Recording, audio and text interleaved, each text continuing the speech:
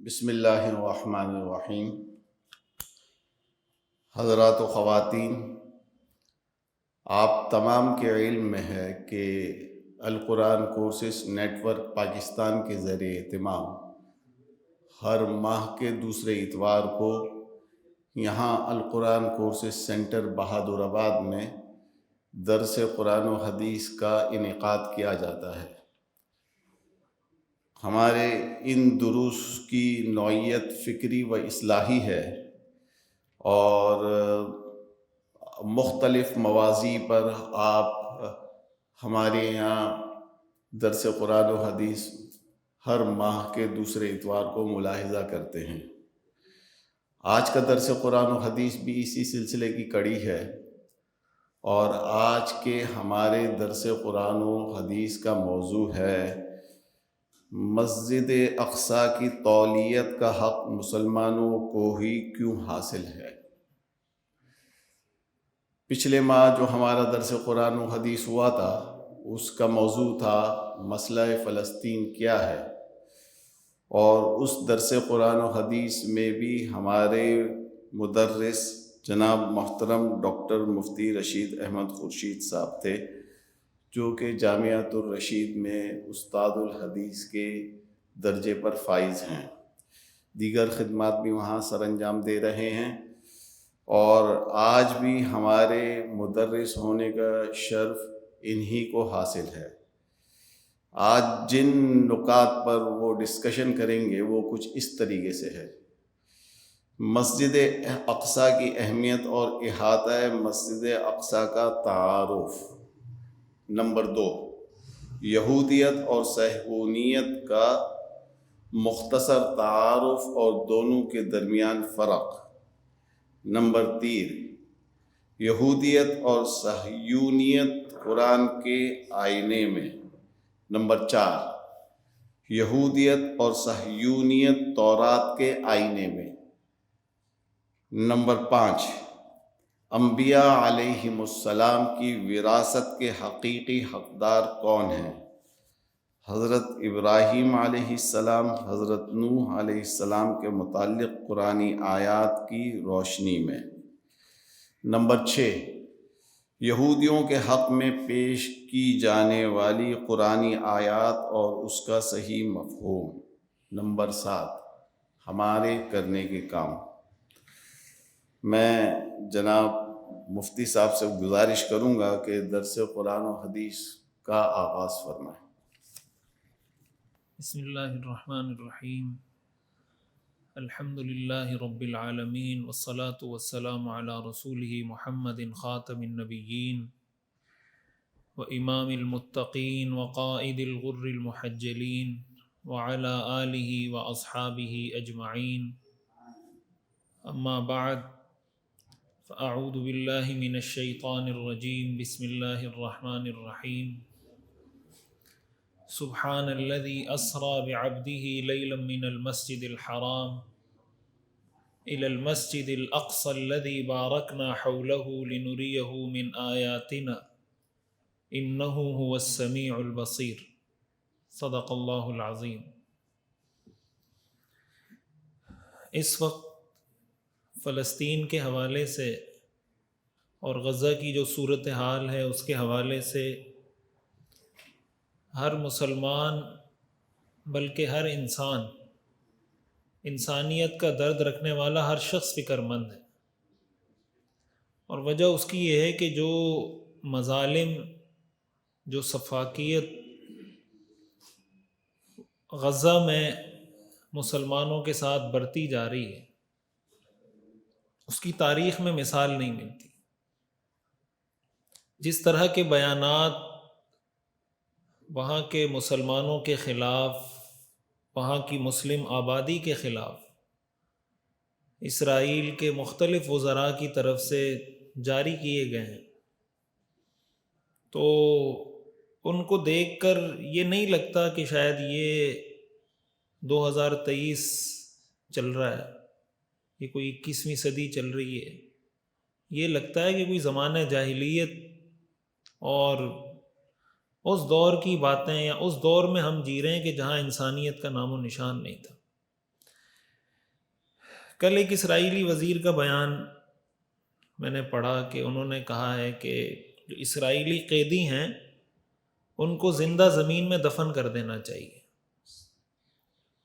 اسرائیلی جو فلسطینی قیدی ہیں ہمارے پاس، ان کو سزا دینے کا ایک ہی طریقہ ہے کہ ان کو زندہ زمین میں دفن کر دیا جائے. یا آپ نے کہیں سنا ہے اس سے پہلے کہیں کسی ملک میں کسی انسان نے کسی کے بارے میں؟ یہ تو ہم سنتے تھے نا کہ حضور صلی اللہ علیہ وسلم کی آمد سے پہلے بچیوں کو زندہ درگور کیا جاتا تھا. وہ آج مسلمانوں کے بارے میں اسی طرح ایک اسرائیلی وزیر کا بیان تھا کہ ہم جن لوگوں سے لڑ رہے ہیں ان کو انہوں نے قرار دیا حیوانات بشریہ، کہ ہم جانوروں سے، انسان نما جانوروں سے لڑ رہے ہیں. یعنی ہم جن سے لڑ رہے ہیں یہ انسان نہیں، یہ جانور ہیں، بشری حیوان ہیں، بشری جانور ہیں. ایک نے بیان دیا کہ ان پر ایٹم بم گرا دینا چاہیے. یہ اسرائیلی وزیروں کے جو بیانات ہیں میں ان کی بات کر رہا ہوں. اور پھر اس سے ہٹ کر اس پر میں پچھلا جو ہمارا سیشن ہوا تھا اس میں میں تفصیل سے بات کر چکا ہوں کہ کن کن جنگی جرائم کا، انسانیت کے خلاف جن جرائم کو عالمی طور پر ایک جرم ہونے کی حیثیت حاصل ہے، جن جرائم کا ارتکاب کیا جا رہا ہے، اس پہ میں کچھ تفصیلی گفتگو پچھلے سیشن میں کر چکا ہوں. اس ساری صورتحال میں نے یہ بات پچھلے سیشن میں بھی عرض کی تھی کہ بعض اوقات یہ ہوتا ہے کہ جب اس طرح کا کوئی مسئلہ آتا ہے تو ہونا یہ چاہیے نا کہ ہم ایک طرف فوکس ہو کر اس پہ کام کریں کہ بھئی ہم ان کی مدد کیسے کر سکتے ہیں، ان کو سپورٹ کیسے کر سکتے ہیں، ہمارے کرنے کے کام کیا ہیں، حکومتوں کے کرنے کے کام کیا ہیں، وغیرہ وغیرہ. ان چیزوں پہ فوکس کر کے بس اسی میں لگے رہیں. لیکن افسوس اس بات پر ہوتا ہے کہ اس طرح کے مواقع پر کچھ اشکالات، اعتراضات، سوالات کھڑے کر دیے جاتے ہیں جس سے ایک عام مسلمان کنفیوز ہوتا ہے. یعنی اس طرح کی باتیں کی جاتی ہیں، بعض اوقات اس میں کچھ متجددین شامل ہوتے ہیں، بعض اوقات اس میں کچھ باقاعدہ ایک سازش کے تحت کام کر رہے ہوتے ہیں، بعض اوقات کوئی انجانے میں اس کا حصہ بن رہا ہوتا ہے. کہ اس طرح کی باتیں کی جا رہی ہوتی ہیں کہ فوکس آؤٹ کر دیا جائے اور آپس کی بحثوں میں اس طرح الجھا دیا جائے اور قرآنی آیت پڑھ کر، حدیث پڑھ کر کہ بھائی جیسے آج جو ہمارا موضوع ہے اس کا جو بنیادی نقطہ ہے وہ یہی ہے کہ بہت سی دفعہ قرآنی آیات پڑھ کر مسلمانوں کو مس گائیڈ کیا جا رہا ہوتا ہے. اور اس طرح کے مواقع اس لیے اہم بھی ہوتے ہیں کہ چلیں ہمیں پتہ تو چل جائے کہ قرآن کی کس آیت میں کیا لکھا ہے اور قرآن کی کس آیت کا مفہوم کیا ہے. اور یہ ہم پر ایک بہت بڑی ذمہ داری عائد ہوتی ہے کہ ہم یہ پیغام، قرآن کا صحیح مفہوم، قرآن کی صحیح تفسیر، یہ اپنی اگلی نسل کو منتقل کریں. جو ہمارے بچے ہیں ان تک صحیح پیغام قرآن کا جانا چاہیے اور یہ ذمہ داری ہمارے کندھوں پر ہے. ہم نے یہ پیغام ان کو پہنچانا ہے. سب سے پہلی بات جو آج ہمارا نقطہ ہے وہ تو مسجد اقصیٰ کی اہمیت ہے. مسجد اقصیٰ کی اہمیت قرآن کریم میں سورہ اسراء 15واں پارہ جہاں سے شروع ہوتا ہے، سبحان الذی اسریٰ بعبدہ لیلا من المسجد الحرام الی المسجد الاقصیٰ، کہ پاک ہے وہ ذات جو اپنے بندے کو مسجد حرام سے مسجد اقصیٰ لے کر گئی. اللہ تعالیٰ نے باقاعدہ مسجد اقصیٰ کا نام لیا ہے. یہ تو اس کی اہمیت بڑی واضح ہے کہ اللہ تعالیٰ نے اس کا نام قرآن کریم میں ذکر کیا ہے. اور پھر اس کی اہمیت کا پتہ اس سے بھی چلتا ہے کہ اللہ تعالیٰ نے اپنے پیغمبر اور اپنے حبیب صلی اللہ علیہ وسلم کے اسراء کے لیے جس جگہ کا، جس مسجد کا انتخاب کیا وہ مسجد اقصیٰ تھی. اس سے اہمیت کا پتہ چلتا ہے نا. یعنی یہ بھی ہو سکتا تھا نا کہ رسول اللہ صلی اللہ علیہ وسلم کو براہ راست مسجد حرام سے آسمانوں کی طرف لے جایا جاتا، یہ بھی تو ممکن تھا. لیکن اللہ تعالیٰ پہلے حضور کو مسجد حرام سے مسجد اقصیٰ لے کر گئے اور مسجد اقصیٰ سے آسمانوں کی طرف لے کر گئے. آخر اس کے پیچھے کوئی وجہ ہوگی نا.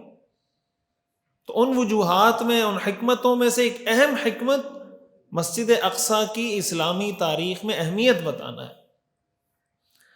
دوسرے نمبر پر قرآن کریم کی آیات ہیں، آیت ہے سورہ انبیاء کی، وَنَجَّيْنَاهُ وَلُوطًا إِلَى الْأَرْضِ الَّتِي بَارَكْنَا فِيهَا لِلْعَالَمِينَ۔ سورہ انبیاء کی آیت نمبر 71 ہے کہ ہم نے حضرت لوط علیہ السلام کو نجات دے کر اس زمین کی طرف بھیج دیا جس میں ہم نے برکت رکھی ہے۔ اس سے مراد بھی ارض شام، ارض فلسطین ہے۔ قرآن کریم سورہ انبیاء کی آیت نمبر 81 ہے، وَلِسُلَيْمَانَ الرِّيحَ عَاصِفَةً تَجْرِي بِأَمْرِهِ إِلَى الْأَرْضِ الَّتِي بَارَكْنَا فِيهَا، کہ حضرت سلیمان علیہ السلام کو جو ہم نے حکومت دی تو وہ ہوا جب ان کا تخت لے کے چلتی تھی تو اس زمین کی طرف لے کے چلتی تھی ہوا جس زمین میں ہم نے برکت رکھ دی ہے۔ یہ زمین بھی ارض شام اور ارض فلسطین ہے۔ تو قرآن کریم میں جہاں جہاں اس زمین کا ذکر ہوا ہے، ایک چیز آپ کو بڑی کامن ملے گی کہ اس زمین کے ساتھ اللہ تعالیٰ نے برکت کے لفظ کو جوڑا ہوا ہے، یا تقدس کے لفظ کو کہ یہ زمین مقدس ہے، یا قوم ادخلوا الارض المقدسۃ التی کتب اللہ لکم، اے میری قوم اس زمین میں داخل ہو جاؤ جو مقدس ہے، مقدس، مبارک، برکت، یہ اس زمین کی وہ شان ہے جس کو قرآن نے ہر جگہ ذکر کیا ہے۔ تو اس سے اتنی بات تو پتہ چل جاتی ہے کہ ارض شام، ارض فلسطین، مسجد اقصیٰ، بیت المقدس یہ مبارک جگہ ہے، یہ مقدس جگہ ہے، یہ محترم جگہ ہے قرآن کی روشنی میں، قرآن کے آئینے میں۔ براہ راست قرآن کریم کی آیات اس پر دلالت کرتی ہیں۔ اسی کے ساتھ ساتھ مسجد اقصیٰ کی اہمیت ہم سب جانتے ہیں کہ مسلمانوں کا قبلہ اول ہے۔ حدیث شریف میں آتا ہے، صحیح بخاری کی حدیث ہے کہ رسول اللہ صلی اللہ علیہ وسلم نے 16 مہینے یا 17 مہینے بیت المقدس کی طرف رخ کر کے نماز پڑھی۔ اب ہمارے دلوں میں بیت اللہ کا احترام ہے یا نہیں؟ خانہ کعبہ کا کتنا احترام ہے ہمارے دل میں؟ کیوں احترام ہے؟ اس لیے کہ وہ ہمارا قبلہ ہے، ہم اس کی طرف رخ کر کے نماز پڑھتے ہیں۔ تو بیت المقدس، مسجد اقصیٰ بھی ہمارا قبلہ ہے، وہ ہمارا قبلہ رہا ہے، اور صرف ہمارا نہیں، ہم سے پہلے بہت سے انبیاء کا قبلہ رہا ہے۔ تو اس کے تقدس کے لیے، اس کے احترام کے لیے یہی بات کافی ہے کہ انبیاء کا قبلہ رہا ہے، ہمارا قبلہ اول ہے۔ دوسرے نمبر پر حدیث شریف میں آتا ہے، رسول اللہ صلی اللہ علیہ وسلم نے فرمایا، لا تشد الرحال الا الى 3 مساجد، کہ باقاعدہ کسی مسجد کی زیارت کے لیے اگر کوئی سفر کرنا چاہتا ہے تو 3 مسجدوں کے علاوہ کسی مسجد کی زیارت کے لیے سفر نہیں کر سکتے۔ یعنی کسی مسجد کو خصوصی احترام، خصوصی تقدس اسلام میں اگر حاصل ہے وہ 3 مسجدیں ہیں، مسجد الحرام، المسجد النبوی اور مسجد اقصیٰ۔ مسجد حرام، مسجد نبوی اور مسجد اقصیٰ، یہ 3 وہ مساجد ہیں جن کے بارے میں حضور نے فرمایا کہ اس کے لیے اگر کوئی اسپیشلی سفر کرے، اس نیت سے سفر کرے کہ اس مسجد کو تقدس حاصل ہے، اس کو عظمت حاصل ہے، اس کی اسلام میں اہمیت ہے، اس لیے میں سفر کر رہا ہوں، تو ان 3 مساجد کے لیے سفر کر سکتا ہے، اس کے علاوہ نہیں کر سکتا۔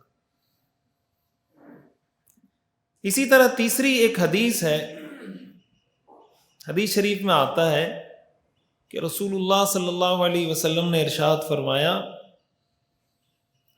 صحابہ نے حضور سے پوچھا کہ اللہ تعالیٰ نے زمین میں سب سے پہلی عبادت گاہ یا مسجد کون سی بنائی؟ آپ نے فرمایا مسجد حرام۔ قرآن میں بھی اس کا ذکر ہے، ان اول بیت وضع للناس للذی ببکہ، کہ سب سے پہلا گھر جو بنایا گیا وہ مکہ میں ہے۔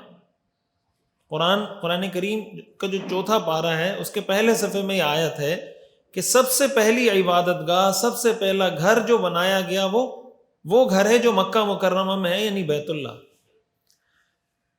تو صحابہ نے حضور سے پوچھا کہ یا رسول اللہ، مکہ کے بیت اللہ کے بعد کون سی ایسی عبادت گاہ ہے جس کو بنایا گیا زمین میں؟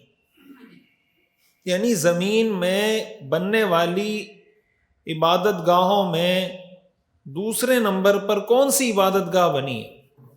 آپ صلی اللہ علیہ وسلم نے فرمایا المسجد الاقصیٰ، مسجد اقصیٰ۔ صحابہ نے پوچھا ان دونوں کے درمیان کتنا فاصلہ تھا، یعنی زمانہ کتنا تھا، یعنی مسجد حرام کے کتنے عرصے بعد مسجد اقصی اللہ تعالیٰ نے دنیا میں بنوائی؟ آپ نے فرمایا 40 عاما، 40 سال، یعنی مسجد حرام یا بیت اللہ کے 40 سال بعد مسجد اقصی اس دنیا میں قائم ہوئی ہے۔ اس سے ایک نقطہ آپ یہاں یہ سمجھ لیں، آگے ہم اس کو مزید تفصیل سے ڈسکس کریں گے کہ مسجد اقصی کی تعمیر کرنے والے حضرت آدم علیہ السلام، مسجد اقصی، مسجد حرام، بیت اللہ کی سب سے پہلے تعمیر بھی حضرت آدم علیہ السلام نے کی ہے، اور مسجد اقصی کی بھی سب سے پہلے تعمیر حضرت آدم علیہ السلام نے کی ہے۔ یہ ایک نقطہ یہاں سمجھ لیں، آگے میں اس پہ بات کروں گا۔ اس موقع پر جو یہودیوں کی طرف سے جو صہیونی ہیں، ان کی طرف سے جو یہ کہا جاتا ہے کہ حضرت سلیمان علیہ السلام، ہیکل سلیمانی آپ نے سنا ہوگا کہ ہم حضرت سلیمان علیہ السلام، ہیکل اصل میں عبادت گاہ کو کہتے ہیں، جس طرح ہم مسجد ہے اسی طرح ہیکل، کہ حضرت سلیمان علیہ السلام نے اس کی تعمیر کی تھی، لہٰذا ہم اس کے زیادہ حقدار ہیں، ہم اس کے وارث ہیں۔ اس کی تفصیل کیا ہے اس میں آگے آتا ہوں کہ وہ یہ دلیل کیوں دیتے ہیں اور اس کی دلیل کی حقیقت کیا ہے۔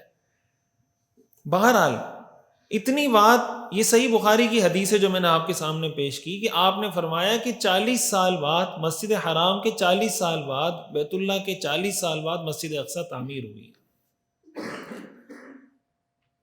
اسی کے ساتھ ساتھ ابو داؤد کی ایک حدیث ہے،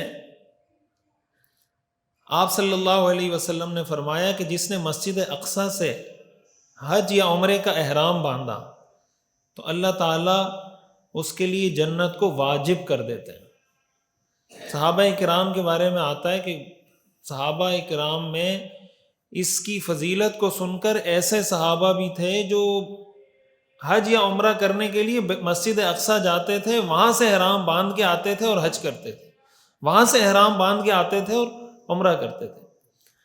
آپ جانتے ہیں کہ رسول اللہ صلی اللہ علیہ وسلم کی رحلت کے بعد آپ جب اس دنیا سے پردہ فرما گئے، بہت سے صحابہ مدینہ منورہ چھوڑ گئے تھے۔ مدینہ منورہ چھوڑ کر وہ گئے تھے شام، فلسطین، مسجد اقصی۔ حضرت بلال رضی اللہ تعالیٰ عنہ جو مؤذن رسول ہیں، تو وہ آپ کا انتقال ہوا، وہ چلے گئے۔ انہوں نے کہا اب میں مدینہ میں نہیں رہ سکتا، اس لیے کہ میں اذان دیتا تھا حضور میرے سامنے ہوتے تھے، میں جب کہتا تھا اشہد ان محمد الرسول اللہ تو میرے سامنے ہوتے تھے، اب جب میں اذان دوں گا تو کون میرے سامنے ہوگا، میں کیسے اذان دوں گا؟ اور انہوں نے یہ فیصلہ کر لیا تھا کہ آج کے بعد میں اذان نہیں دوں گا۔ حضرت عمر رضی اللہ تعالیٰ عنہ نے جب بیت المقدس کو فتح کیا ہے، آپ کی وہاں حضرت بلال سے ملاقات ہوئی، تو حضرت بلال کو آپ نے فرمایا کہ بھائی تم وہ اذان دو جو تم حضور کے دور میں دیا کرتے تھے۔ حضرت بلال نے فرمایا کہ میں اذان نہیں دوں گا، لیکن حضرت عمر رضی اللہ تعالیٰ عنہ نے بہت اصرار کیا تو حضرت بلال نے وہاں مسجد اقصی میں پھر وہ اذان دی جو آپ مسجد نبوی میں دیا کرتے تھے۔ تو روایات میں آتا ہے کہ جب حضرت بلال کی اذان سنی تو جو صحابہ آپ کے ساتھ تھے، جو مسلمان، وہ سارے رونے لگ گئے۔ وجہ اس کی کہ ان کو حضور کا وہ زمانہ یاد آ گیا کہ وہ حضور کے زمانے میں ہوتا ہے نا، انسان جب ایک اذان سن رہا ہوتا ہے اس کی کچھ ماحول، کچھ خیالات اس کے ساتھ وابستہ ہو جاتے ہیں، وہ آواز جب آپ کے کان میں پڑتی ہے تو آپ کو پورا منظر آپ کی آنکھوں کے سامنے آ جاتا ہے۔ حضرت بلال رضی اللہ تعالیٰ عنہ اور بہت سارے صحابہ، روایات میں آتا ہے 10,000 صحابہ کی قبریں ہیں اس سرزمین میں، 10,000 صحابہ کی قبریں۔ تو ایک بڑی تعداد شام کی طرف چلی گئی، فلسطین کی طرف چلی گئی۔ وجہ اس کی ہے کہ آپ نے مختلف روایات میں یہ بات ارشاد فرمائی تھی کہ بھائی جب فتنہ ہوگا تو اس سے بچنے کے لیے تم ارض شام کی طرف جانا، جب فساد ہوگا تو اور تم یہ چاہتے ہو کہ تم کسی ایسی سرزمین میں چلے جاؤ تو شام کی سرزمین میں جانا۔ حدیث شریف میں آتا ہے نا، رسول اللہ صلی اللہ علیہ وسلم نے ارشاد فرمایا کہ لا تزال طائفۃ من امتی ظاہرین علی الحق، کہ میری امت کا ایک طبقہ ہمیشہ حق پر قائم رہ کر مسجد اقصی کے ارد گرد جہاد کرتا رہے گا۔ لا یضرهم من خذلهم، جو ان کو چھوڑے گا، کسی کا چھوڑنا ان کو نقصان نہیں پہنچائے گا، کہ کوئی اس کا ساتھ نہیں دے رہا تو کسی کا ساتھ نہ دینا اس طبقے کو جو جہاد کر رہا ہے جو مسجد اقصیٰ کی حفاظت کر رہا ہے، جو حق پر قائم ہے، اگر کوئی اس کا ساتھ نہ دے تو اس کا ساتھ نہ دینا اس کو نقصان نہیں پہنچائے گا، وہ ثابت قدم رہیں گے. لا یضرهم من خذلهم ولا یضرهم من خالفهم، جو ان کی مخالفت کرے گا وہ بھی اس کو نقصان نہیں پہنچا سکے گا. آج آپ دیکھ لیں، اس حدیث کو دیکھیں اور پھر آج کی صورتحال کو دیکھیں.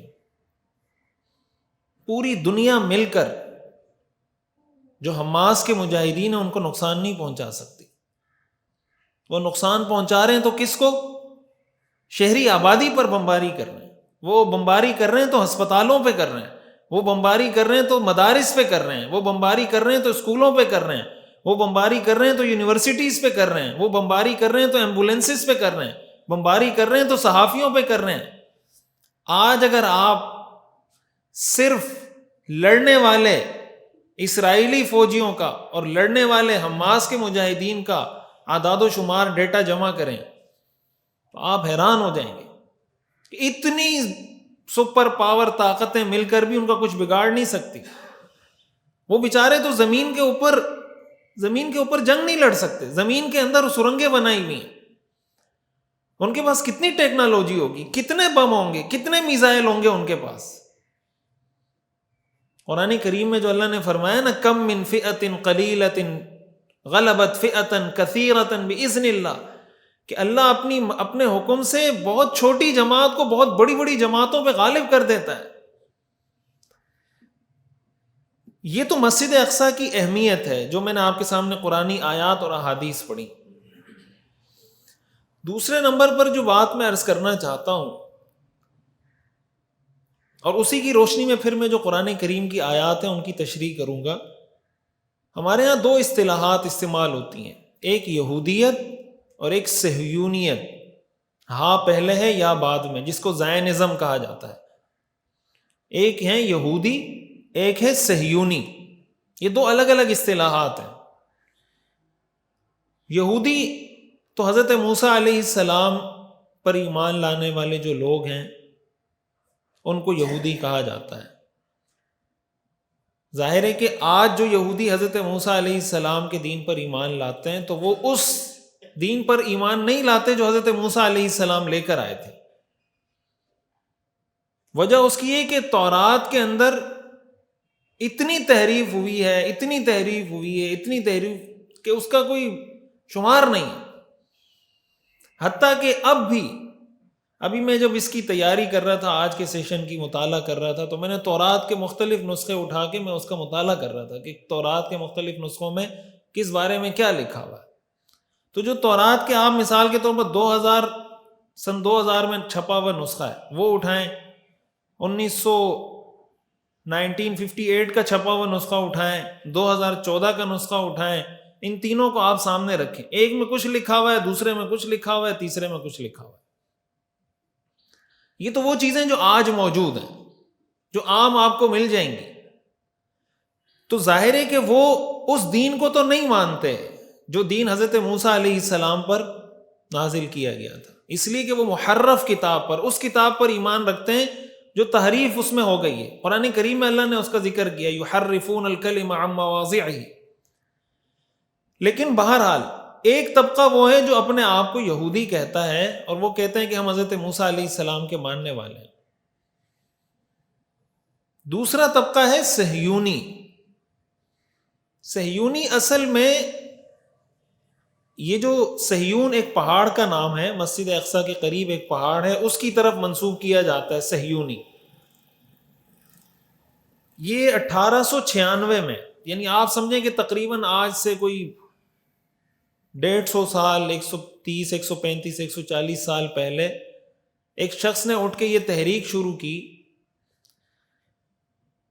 کہ یہودیوں کا اپنا کوئی ملک ہونا چاہیے.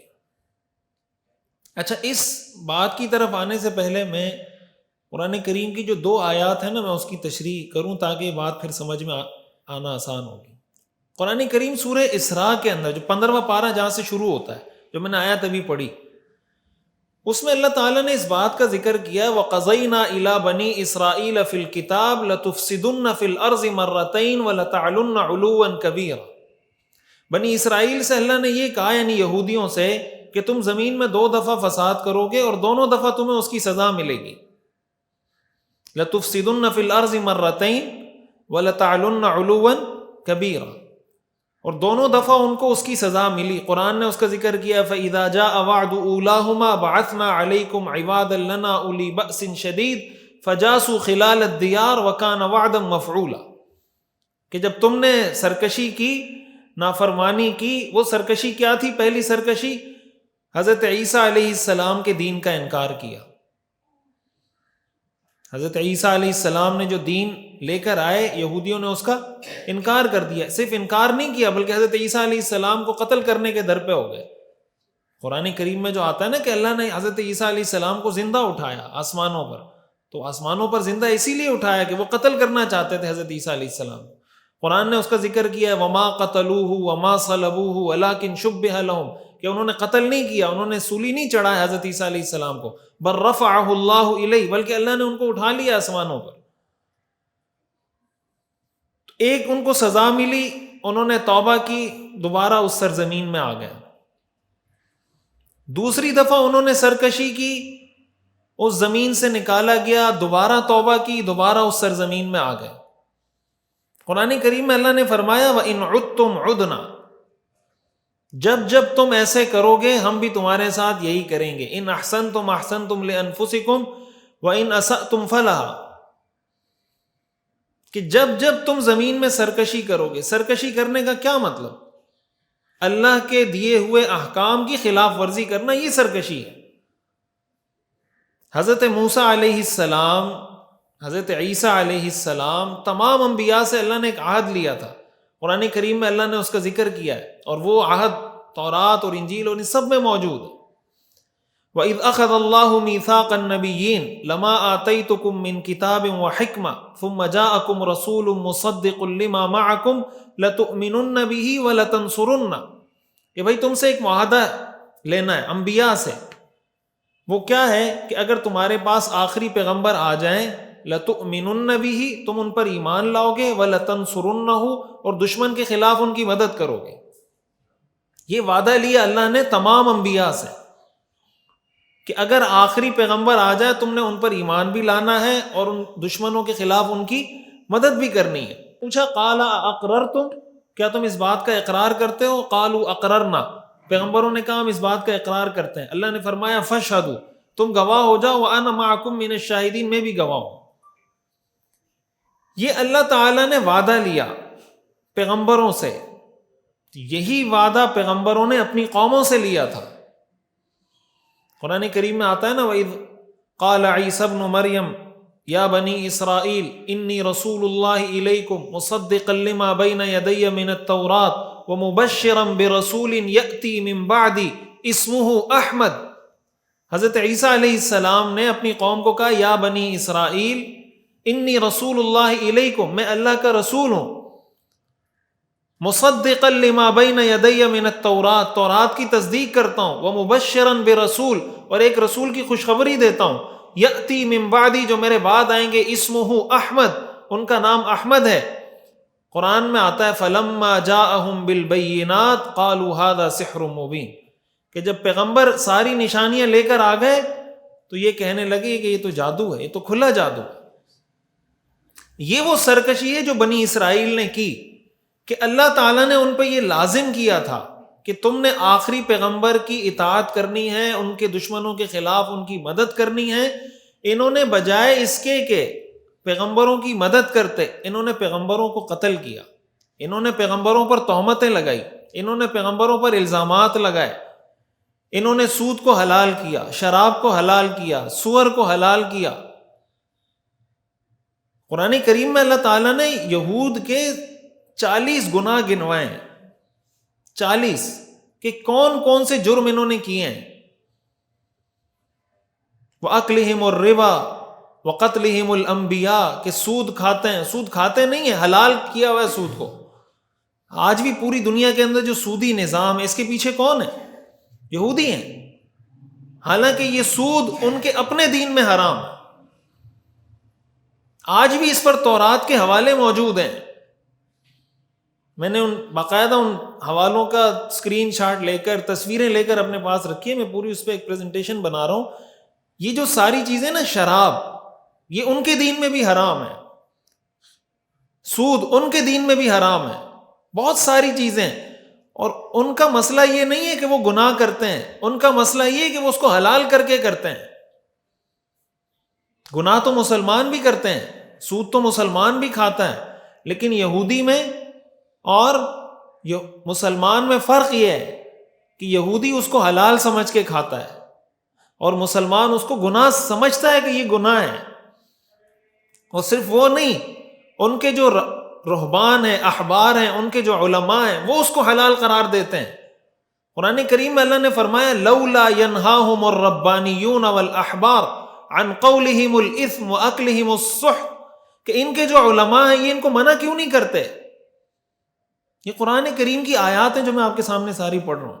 لولا ینہاہم الربانیون والاحبار عن قولہم الاثم واکلہم السحت لبئس ما کانوا یصنعون. اللہ فرماتے ہیں ان کے احبار اور رہبان، ان کے علماء ان کو سود کھانے سے منع کیوں نہیں کرتے، ان کو جھوٹ بولنے سے منع کیوں نہیں کرتے. تو یہودی جب کسی گناہ میں مبتلا ہوئے ہیں، جرم میں مبتلا ہوئے، من حیث القوم اس کو حلال کر کے مبتلا ہوئے ہیں. قرآن کریم میں اللہ نے یہ فرمایا، سورہ اسراء کی آیت نمبر 104 ہے، فَإِذَا جَاءَ وَعْدُ الْآخِرَةِ جِئْنَا بِكُمْ لَفِيفًا. 2 دفعہ تو ہو گیا نا، 2 دفعہ انہوں نے سرکشی کی، 2 دفعہ توبہ کر کے آئے، اب تیسری دفعہ انہوں نے سرکشی کی. سرکشی میں نے آپ کو بتایا کہ کیا سرکشی کی، پیغمبروں کو قتل کیا، سود کو حلال کیا، شراب کو حلال کیا، بہت سارے آخری پیغمبر پر ایمان لانے سے انکار کیا، حضرت عیسیٰ علیہ السلام پر ایمان لانے سے انکار کیا. تو 2 دفعہ سرکشی کے بعد یہ اس زمین میں داخل ہوئے تھے توبہ کر کے، تو تیسری دفعہ بھی زمین میں داخل ہو سکتے ہیں لیکن توبہ کر کے. اور وہ توبہ کیا ہے؟ وہ توبہ یہ کہ آخری پیغمبر پر ایمان لانا ہوگا، اس سرکشی سے توبہ کرنی ہوگی. جن جن جرائم کو اللہ نے حرام کیا تھا ان کو حرام ڈکلیئر کرنا ہوگا. اللہ نے فرمایا اگر تم ایسا نہیں کرو گے، اذا جاء وعد الآخرۃ جئنا بکم لفیفا، اگر تم ایسا نہیں کرو گے ہم سمیٹ کے تمہیں جمع کر دیں گے اس زمین میں. اور اس زمین میں جمع کرنے کا مطلب یہ نہیں کہ اب یہ ان کے لیے کوئی پناہ گاہ بن جائے گی، یہ ان کے لیے مقتل بنے گا، یہ ان کی قتل گاہ بنے گی.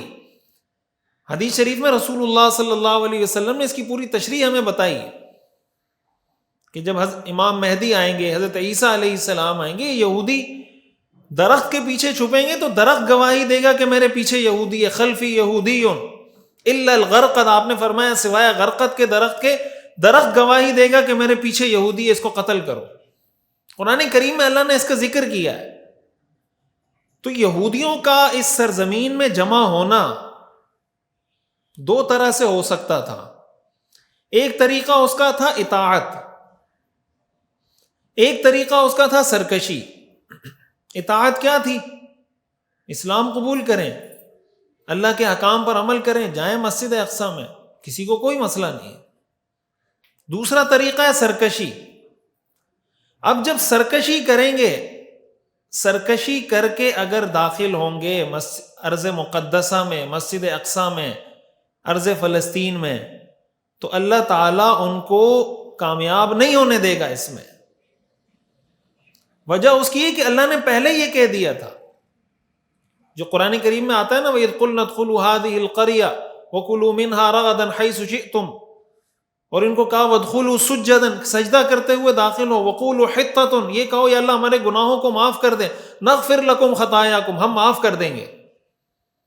لیکن اگر سرکشی کر کے داخل ہو گئے تو اللہ سے تو مقابلہ نہیں ہو سکتا. اور یہ جو بات میں عرض کر رہا ہوں، اس میں آپ اگر تورات اٹھا کر دیکھیں نا، تورات میں اگر آپ کو اس صفحے پہ یہ ملے گا کہ بنی اسرائیل سے ہم نے اس زمین کا وعدہ کیا، دوسرے صفحے پہ آپ کو یہ ملے گا کہ اگر یہ گناہ کیے تو یہ زمین تم سے چھین لوں گا. یہ میں قرآن کی بات نہیں کر رہا، تورات کی بات کر رہا ہوں. یہاں لکھا ہوا ہے کہ اگر انبیاء کی اطاعت کرو گے، انبیاء کو مانو گے، شراب سے بچو گے، سود سے بچو گے تو تمہیں ارض مقدس عطا کروں گا. اور دوسرے صفحے پر ہی آپ کو ملے گا کہ اگر انبیاء کو قتل کیا، سود کو حلال کیا، فلاں فلاں فلاں، تو تمہیں اس سرزمین سے محروم کر کے نکال دوں گا، تمہارے ٹکڑے ٹکڑے کر دوں گا۔ قرآن کے علاوہ یہ چیز تورات میں موجود ہے۔ اب یہ جو صہیونیت ہے، اب میں اس کی طرف آتا ہوں۔ قرآن کریم کی یہ جو سورہ اسراء کی آیات ہیں ان کو سامنے رکھیں۔ صہیونیت کا بنیادی نقطہ یہ ہے کہ بھائی ہم نے اپنے لیے ایک ملک حاصل کرنا ہے، اور آپ جانتے ہیں کہ جب خلافت عثمانیہ تھی اور یہ لوگ آئے تھے خلیفہ کے پاس کہ ہمیں آپ یہ زمین دے دیں، ان کے سامنے بلینک وہ رکھا کہ آپ جتنے پیسے کہیں ہم آپ کو دیں گے، آپ کے گھر والوں کا پتہ نہیں کیا کیا ان کو آفرز کی۔ تو انہوں نے زمین سے نا ایک ایسے مٹی کھرچ کے کہا تھا کہ یہ زمین کا اگر اتنی مٹی تم مانگو گے نا، یہ بھی ہم نہیں دیں گے تمہیں، اس لیے کہ یہ زمین ہم نے خریدی نہیں ہے، یہ زمین ہمیں وراثت میں ملی ہے۔ یہ حضرت عمر رضی اللہ تعالیٰ عنہ نے فتح کی ہے، اس کے بعد سلطان صلاح الدین ایوبی نے فتح کی ہے، یہ ہمارا قبلہ ہے، یہ ہم نے کوئی خریدی نہیں کہ تمہیں بیچ دیں، تم ہمیں پیسے تو ہم بیچ دیں گے۔ تو یہ تو ان کو پتا تھا کہ مسلمان جتنا بھی کمزور ہو جائے، جتنا بھی بک جائے، جتنا بھی کرپٹ ہو جائے، وہ یہ نہیں کر سکتا کہ فلسطین کی سرزمین ہم پہ بیچ دے، مسجد اقصیٰ بیچ دے کہ آج کے بعد یہ تمہاری ہو گئی۔ اسی وجہ سے تو جنگ ہو رہی ہے، آج تک جو جنگ ہو رہی ہے وہ اسی بات پہ ہو رہی ہے۔ تو وہ معاہدہ بالفور، میں نے اس پہ پچھلے سیشن میں تفصیل سے ڈسکس کیا تھا، جو بالفور ڈکلیریشن ہے 1917 میں، جو منسٹر آف فارن منسٹر تھا برطانیہ کا، اس نے باقاعدہ معاہدہ کیا یہودیوں سے کہ اگر تم خلافت عثمانیہ کے خلاف جنگ میں ہمارا ساتھ دو، ہمیں فتح ہوتی ہے تو یہ زمین ہم تمہیں دے دیں گے۔ وہ سب کچھ ہوا، وہ میں تفصیل اس کی پہلے بتا چکا ہوں۔ میں یہاں پہ بتانا یہ چاہ رہا ہوں کہ اس کو کہا جاتا ہے صہیونیت۔ اب اگر صہیونیت اور یہودیت کا آپ تقابل کریں آپس میں، تو یہ بات بھی سمجھیں کہ ہر یہودی صہیونی نہیں ہوتا۔ صہیونی کیوں نہیں ہوتا؟ میں نے آپ کو بتایا کہ تورات میں یہ بات لکھی ہے کہ اگر تم یہ گناہ کرو گے تو تمہارا اس زمین پر حق نہیں ہے۔ وہ کہتے ہیں ہماری کتاب مقدس میں یہ بات موجود ہے اور یہ گناہ ہم کر رہے ہیں، لہٰذا ہمیں اس زمین کا حق حاصل نہیں ہے۔ وہ اس زمین میں داخل ہونے کو اپنی کتاب کی خلاف ورزی سمجھتے ہیں۔ یہی وجہ ہے کہ آپ نے دیکھا ہوگا آج بھی غزہ پہ جو بمباری ہو رہی ہے، جو ظلم ہو رہا ہے، اس میں آپ کو بہت بڑے بڑے یہودی ملیں گے جو اس کے خلاف احتجاج کر رہے ہیں۔ خود اسرائیل کے اندر ایسے یہودی موجود ہیں جو اس کے خلاف احتجاج کر رہے ہیں کہ آپ فلسطینیوں پہ بمباری، ظلم، یہ سب کچھ نہیں کر سکتے۔ وہ اس کے بھی خلاف ہیں کہ آپ کو کسی اس زمین میں داخل ہونے کا بھی حق نہیں ہے۔ فلسطینی، اسرائیلی یا صہیونی یا یہودی، آپ اس کو اگر ایک مذہب کے طور پہ دیکھیں یہودیت جو ہے نا، یہ مذہب نہیں ہے، یہ صہیونیت۔ اس کی وجہ کہ یہ ایک نسلی چیز ہے۔ نسلی چیز کا مطلب یہ ہے کہ عام آدمی یہودی نہیں ہو سکتا۔ وہ یہودی ہو سکتا ہے جس کے اندر حضرت ابراہیم علیہ السلام کا خون ہو، اور حضرت ابراہیم علیہ السلام میں حضرت اسماعیل کو پہلے ہی انہوں نے جدا کر دیا ہے۔ صرف حضرت اسحاق کی جو اولاد ہے وہ یہودی ہو سکتی ہے، اس لیے کہ حضرت ابراہیم کا خون حضرت اسحاق علیہ السلام میں، باقی حضرت اسماعیل کو پہلے سے جدا کر دیا ہے۔ بنو اسماعیل پہلے سے ہی الگ ہیں۔ تو کیا اللہ کا بھیجا ہوا دین ایسا ہو سکتا ہے کہ یہ اس قوم تو اس پہ عمل کر کے جنت کما سکتی ہے، لیکن چونکہ یہ گھٹیا قوم کا ہے، یہ نچلی قوم کا ہے، نچلی ذات کا ہے، اس لیے اگر یہ عمل بھی کرے تو یہ پھر بھی جنت میں نہیں جا سکتی؟ ایسا ہو سکتا ہے اللہ کا دین؟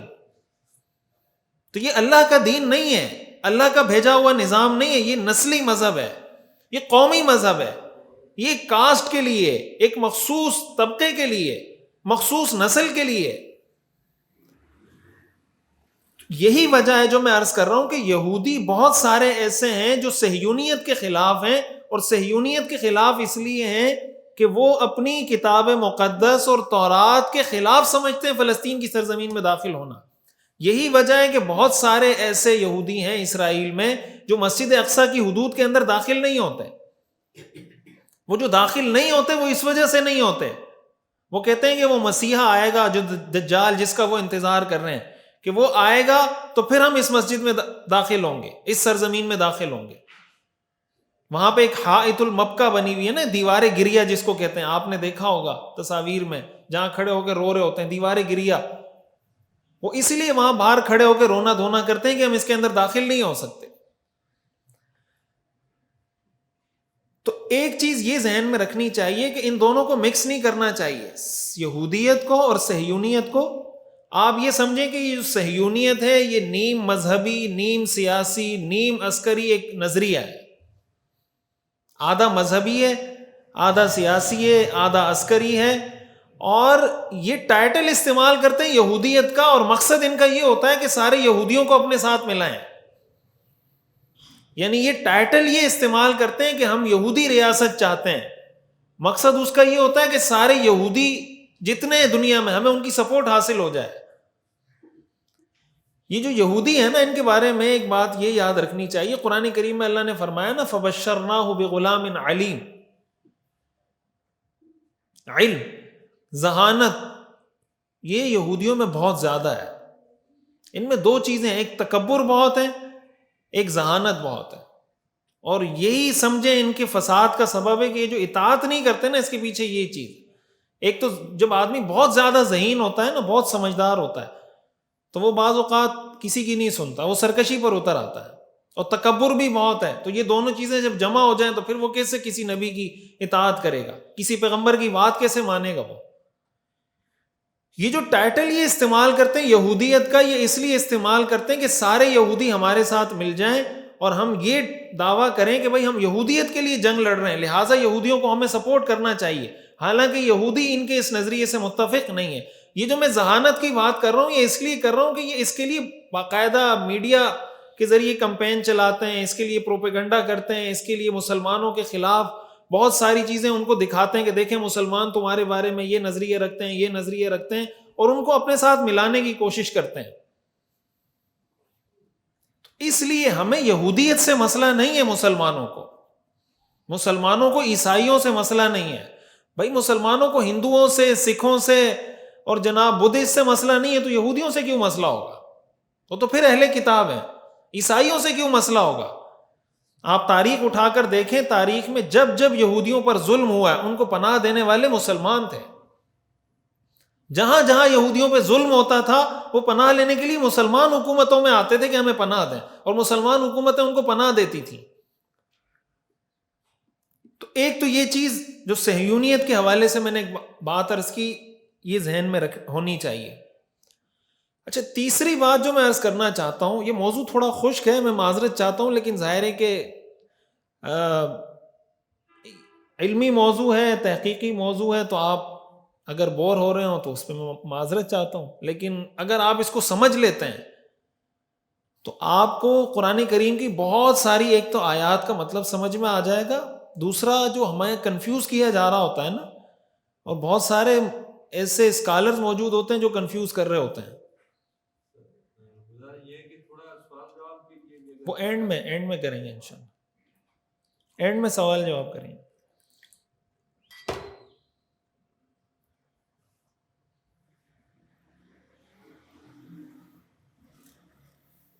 اچھا جی، یہ چیزیں جو ہے نا، یہ کوشش کریں اپنے اگلی نسل تک، اپنے بچوں تک. یہ ہم قرآن پڑھیں گے تو یہ مسئلے مسائل ہوں گے ہی نہیں. ہم قرآن ہی نہیں پڑھتے. یہ ساری چیزیں قرآن میں لکھی ہوئی ہیں جو میں آپ کو بتا رہا ہوں، قرآنی آیات ہیں. قرآن سے اپنے بچوں کو جوڑیں، اپنی نسل کو، اپنے گھر والوں کو، خواتین کو، خود جڑیں قرآن سے. جب پڑھیں گے تو پتہ چلے گا کہ کیا ہے اس کے اندر. ہم بعض اوقات ایک نعرہ تو لگا رہے ہوتے ہیں، اب جیسے ہم یہی کہتے ہیں القدس ہمارا ہے، مسجد اقصی ہماری ہے. کیوں ہماری ہے؟ اس کے دلائل بھی اب آپ کو پتہ ہونے چاہیے. ایک مسلمان کو پتہ ہونے چاہیے مسجد اقصی کیوں ہماری ہے، یہودیوں کی کیوں نہیں ہے. قرآن کیا کہتا ہے، حدیث کیا کہتی ہے، تورات کیا کہتی ہے، تاریخی حقائق کیا کہتے ہیں، اس کو پتہ ہونا چاہیے. اچھا، قرآن کریم میں، اچھا دوسری بات، تیسری بات یہ سمجھیں کہ انبیاء کے حقیقی وارث کون ہوتے ہیں. انبیاء کے حقیقی وارث کون ہوتے ہیں؟ قرآن کریم میں اللہ تعالیٰ نے حضرت نوح علیہ السلام کا ذکر کیا ہے. آپ سب نے وہ واقعہ سنا ہوگا کہ جب طوفان آیا تو حضرت نوح علیہ السلام اپنے بیٹے کو کہنے لگے کہ اللہ کی وحدانیت کا اقرار کر لو تو غرق ہونے سے بچ جاؤ گے. اس نے کہا کہ سآوی الی جبل یعصمنی من الماء، میں پہاڑ پہ چڑھ جاؤں گا، میں نہیں غرق ہوں گا.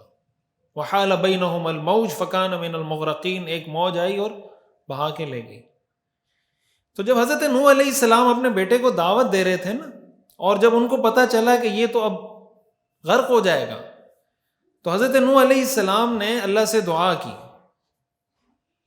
کہ اللہ ان ابنی من اہلی وان وعدک الحق، کہ اللہ یہ میرا بیٹا ہے، اور بیٹا اہل میں سے ہوتا ہے، یعنی اہل و عیال میں سے ہوتا ہے، اور آپ نے مجھ سے وعدہ کیا کہ میں آپ کے اہل کو نجات دوں گا. ان ابنی من اہلی وان وعدک الحق. اللہ تعالیٰ نے کیا جواب دیا؟ قال یا نوح انہ لیس من اہلک. یہ سورہ ہود کی آیت نمبر 46 ہے. قال یا نوح انہ لیس من اہلک، اے نوح یہ تیرے اہل میں سے نہیں ہے. انہ عمل غیر صالح، اس کے کام ٹھیک نہیں ہے. اس سے یہ پتہ چلتا ہے کہ نبی کا وارث اگر اس کا حقیقی بیٹا بھی ہو، اگر نبی کا حقیقی بیٹا بھی ہو لیکن وہ نبی کے مشن پہ نہ چل رہا ہو، وہ اس نبی کا وارث نہیں ہوتا. بات سمجھ آ رہی ہے نا اس سے؟ انہ لیس من اہلک، اگر وہ وارث ہوتا تو اللہ اس کو غرق کرتا. اگر نبی کا حقیقی بیٹا بھی نبی کی بات نہ مانے، نبی کے احکامات پر عمل نہ کرے، وہ نبی کا وارث نہیں ہے. یہی وجہ ہے اسلام میں کوئی کافر کسی مسلمان کا وارث نہیں ہو سکتا. کوئی مسلمان کسی کافر کا وارث، مثال کے طور پر ایک آدمی کا انتقال ہو گیا، اس کا بیٹا کافر ہے، تو کافر بیٹے کو مسلمان باپ کی میراث نہیں ملتی، اور مسلمان بیٹے کو کافر باپ کی میراث نہیں ملتی. یہ شرعی مسئلہ ہے. یہی وجہ ہے کہ حضرت زکریا علیہ السلام کی جو دعا ہے قرآن میں کہ ہب لی من لدنک ولیا یرثنی ویرث من آل یعقوب، ہب لی من لدنک ولیا، کہ اللہ مجھے ایک ولی، انہوں نے ابن نہیں کہا کہ اللہ مجھے بیٹا عطا کر، انہوں نے جو لفظ استعمال کیا وہ ولی کا استعمال کیا، اس لیے کہ ہو سکتا ہے بیٹا ہو لیکن میرا وارث نہ ہو. تو انہوں نے کہا ہب لی من لدنک ولیا، مجھے ایسا دوست عطا کر یرثنی، جو میرا وارث بنے. یعنی ہو سکتا ہے نبی کا بیٹا ہو لیکن نبی کا وارث نہ ہو. اس لیے انہوں نے دعا میں یہ نہیں کہا ہب لی من لدنک ابنن، یہ کہا ہب لی من لدنک ولیا یرثنی ویرث من آل یعقوب، میرا وارث ہو اور آل یعقوب کا وارث ہو. دوسری آیت حضرت ابراہیم علیہ السلام کے بارے میں قرآن کریم میں آتا ہے، سورہ بقرہ کی آیت نمبر 124 ہے.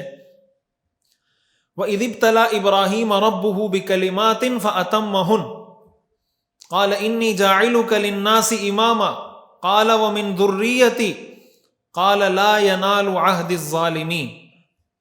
حضرت ابراہیم علیہ السلام کو جب اللہ نے آزمایا اور اللہ نے آگے آزمائش میں کامیابی کے بعد کہا انی جاعلک للناس اماما، کہ میں تمہیں امام بنانے لگا ہوں. حضرت ابراہیم علیہ السلام اس سے پہلے ہی پیغمبر تھے. امامت سے مراد دنیا کی امامت، اس لیے کہ پیغمبر تو وہ پہلے ہی تھے، اسی لیے اللہ نے آزمایا تھا.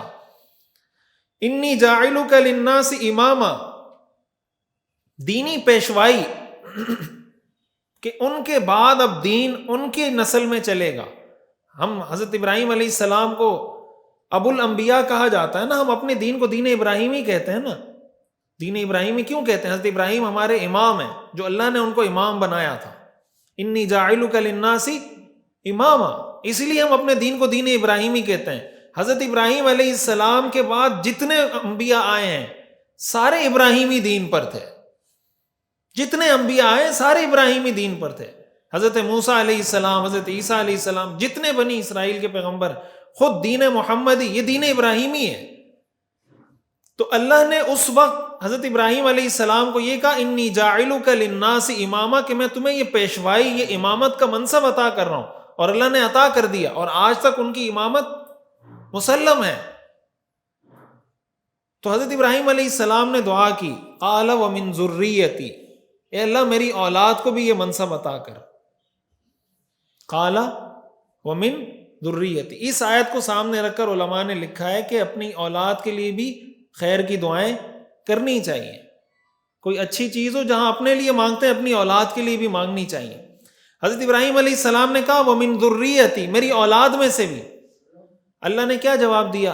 لا ینال عہد الظالمین، میرا یہ وعدہ ظالموں کے ساتھ نہیں ہوگا. یعنی آپ کی اولاد میں جو ظالم ہوگا اس کو میں امامت اور دینی پیشوائی عطا نہیں کروں گا.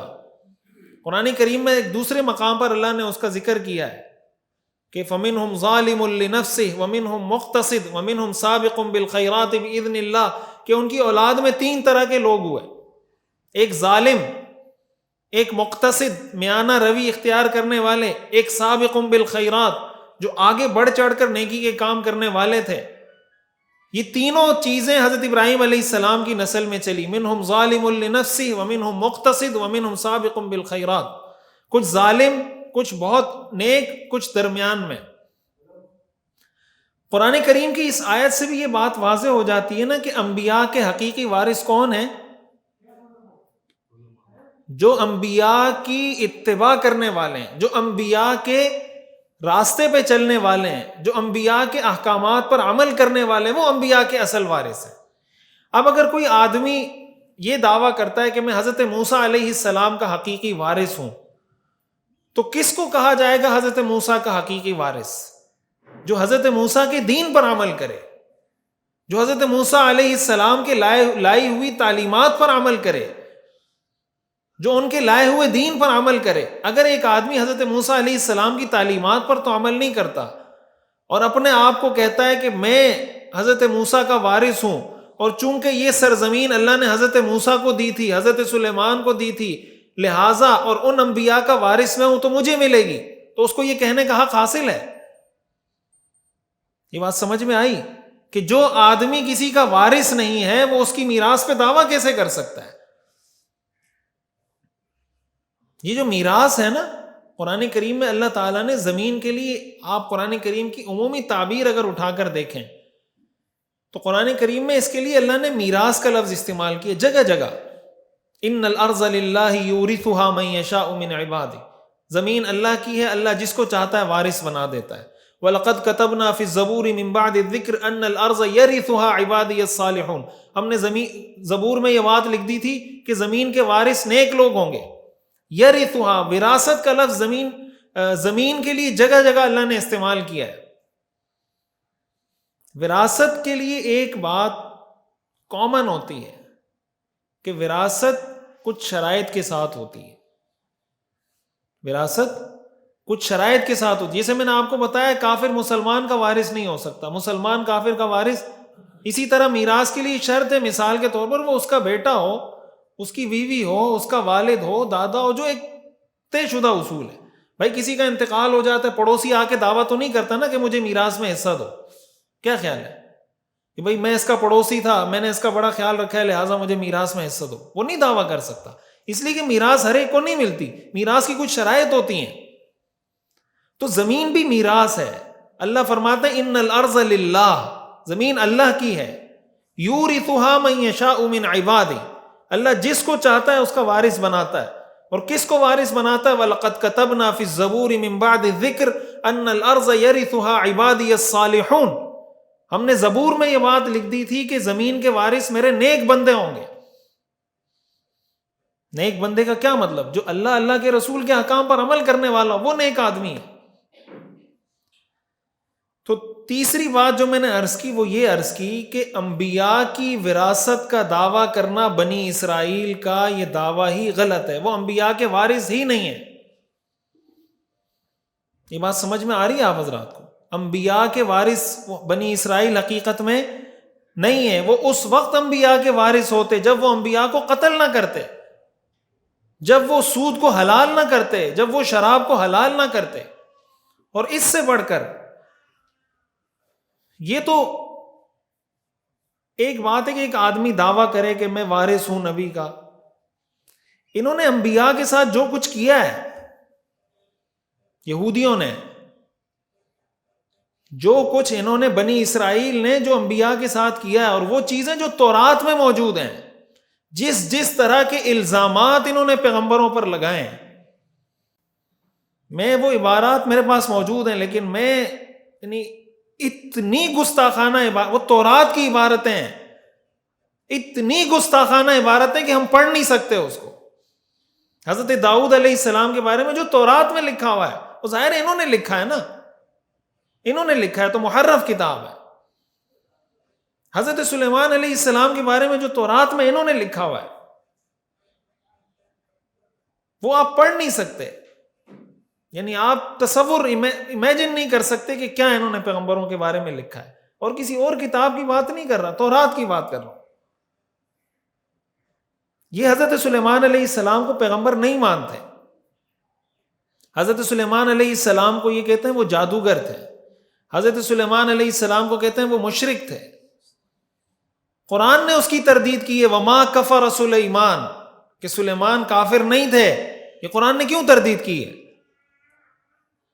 قرآن کریم میں اللہ نے فرمایا نا وما کفر سلیمان ولکن الشیاطین کفروا، کہ سلیمان نے کفر نہیں کیا تھا، شیطانوں نے کفر کیا تھا۔ قرآن نے یہ تردید اسی لیے کی کہ یہودی حضرت سلیمان کے بارے میں کہتے تھے معاذ اللہ کہ وہ مشرک تھے۔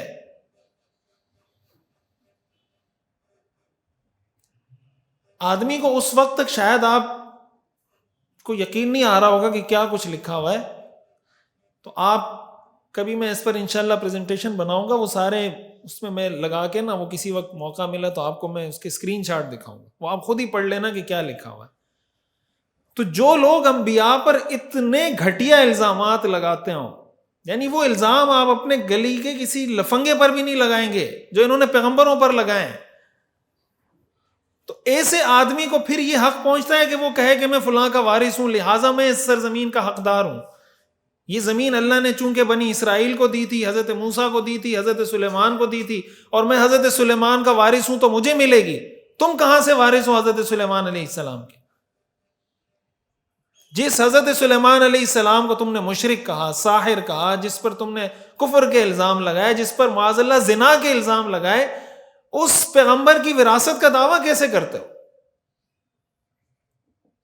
حضرت داؤد علیہ السلام کے بارے میں تو یہ بات بھی آپ کے ذہن میں ہونی چاہیے کہ وراثت، یعنی یہ جو دعویٰ کیا جاتا ہے نا کہ ارض مقدس پر یہودیوں کا حق ہے، اور اللہ تعالیٰ نے یہ ارض مقدس یہودیوں کو عطا کی تھی، تو اللہ تعالیٰ کسی قوم کو ایسے ہی سرزمین عطا نہیں کر دیتا کہ چونکہ یہ پٹھان ہے لہٰذا یہ زمین پٹھانوں کی ہو گئی، یہ پنجابی ہے لہٰذا یہ زمین پنجابیوں کی ہو گئی، یہ جناب سندھی ہے یہ زمین سندھیوں کی ہو گئی۔ اللہ اگر کسی کو کسی زمین کا وارث بنائے گا تو کوئی کرائٹیریا رکھے گا کہ بھئی جو یہ کام کرے گا وہ اس زمین کا وارث ہے، جو اس کی خلاف ورزی کرے گا وہ اس کا وارث نہیں ہے۔ جیسے جنت ہے، اب جنت میں یہ تو نہیں ہے نا کہ جنت میں پٹھان جائیں گے پنجابی نہیں جائیں گے، پنجابی جائیں گے پٹھان نہیں جائیں گے، سندھی جائیں گے بولو، یہ تو نہیں ہے۔ جنت کا ایک کرائٹیریا ہے کہ بھئی جو یہ کام کرے گا وہ سندھی ہو، پنجابی ہو، عربی ہو، عجمی ہو، حبشی ہو، جو یہ کام کرے گا وہ جنت میں جائے گا، جو یہ کام کرے گا وہ جہنم میں جائے گا، کوئی بھی ہو۔ یہ اللہ کا اسی کو انصاف کہا جاتا ہے۔ اگر کسی ایک طبقے کے ساتھ اللہ کے نظام کو خاص کر دیا جائے تو عدل اور انصاف کہاں جائے گا؟ ان اللہ یأمر بالعدل ما ربک بظلام للعبید، اللہ اپنے بندوں پہ ظلم نہیں کرتا، یہ تو ظلم ہے۔ تو اس چیز کو بھی اچھے طریقے سے سمجھنا چاہیے۔ اسی کے ضمن میں ایک دو آیات ایسی ہیں یا دو تین دلائل ایسے جس سے استدلال کیا جا رہا ہوتا ہے۔ ایک استدلال یہ کیا جاتا ہے کہ یہودیوں کا ارض فلسطین پر حق اس لیے ہے کہ جیسے میں نے آپ کو بتایا کہ حضرت سلیمان علیہ السلام نے یہاں پہ عبادت خانہ تعمیر کیا تھا، ہیکل سلیمانی، اور ہم ان کے وارث ہیں لہٰذا ہمیں ملنی چاہیے۔ اس کا تو میں نے آپ کو تفصیل بتا دی۔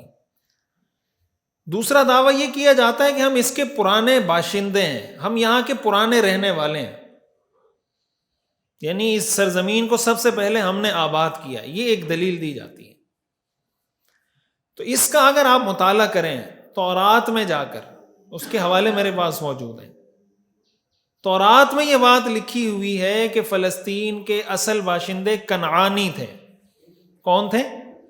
کنعانی، اور وہ آئے تھے جزیرہ عرب سے، یعنی عرب تھے وہ، جزیرہ عرب سے وہ لوگ فلسطین میں آ کر آباد ہوئے تھے، اور یہ 6000 سال قبل مسیح یہ لوگ وہاں آ کے آباد ہوئے ہیں، کنعانی 6000 سال قبل مسیح، اور یہودی وہاں پر آئے ہیں 1400 سال قبل مسیح۔